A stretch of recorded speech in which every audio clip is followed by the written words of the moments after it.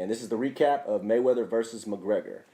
So basically, if you watched the prior episodes, you saw me discuss about how this fight would go down. I did predict Mayweather would stop McGregor. I just thought it was going to be in round 6, and the fight lasted a little bit longer.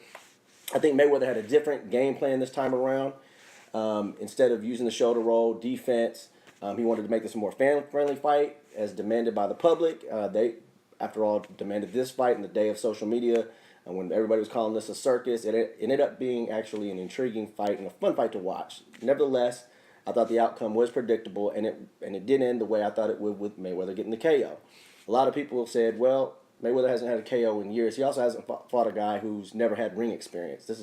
Remember, Conor McGregor was 0-0, and if you watch the fight, a lot of his inexperience really showed. He was trying to use the hammer fist. A lot of the reflexes that came from him fighting in MMA were apparent. I think with the right boxing coach that he could really eliminate a lot of that and become a productive, a good fighter. I'm not going to say elite, but he would be a very good fighter, I believe.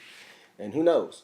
But more on Mayweather. Mayweather usually fought, he usually liked to fight defensively. If he would have fought this type of fight against all his other opponents, it would have been a lot more fun for the casual fan to watch, because he really put himself out there. But I think he really thought that McGregor really couldn't hurt him, that he was good enough to just go in instead of using the shoulder roll. He just stood right in the pocket with him, held up the high guard, a la Winky Wright, and he just took whatever McGregor was going to give, basically giving rounds away to let McGregor exhaust himself. And that was the game plan. It was kind of like rope-a-dope without the rope.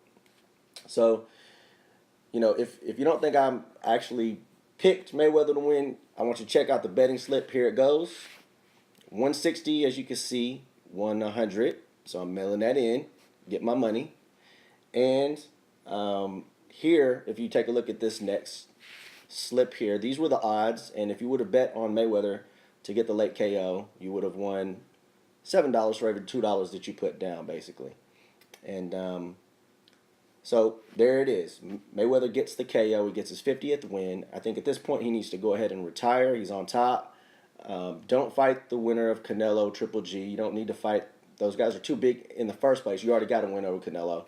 And you don't need to fight Triple G. He's just too big of a guy. And he looked a little bit older in this fight. I know that he wanted to make it fan-friendly. He wanted to stand in the pocket. And he used a different game plan, which is, he's a great fighter. He probably heard some things from Paulie Malignaggi, who was in McGregor's camp, and used that information to hear McGregor gets tires out easily late, because he's not used to fighting 12-round fights. I know before the fight, McGregor was saying, 3-round fights are easy, but if you have to go 12 and Mayweather's constantly applying pressure, he's constantly in your face, making you have to fight.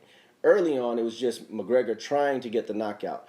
Later, he was fighting because he had to try to do something to get Mayweather off him, because he was being aggressive, constantly coming forward. That puts a lot of pressure on you. It tires you out.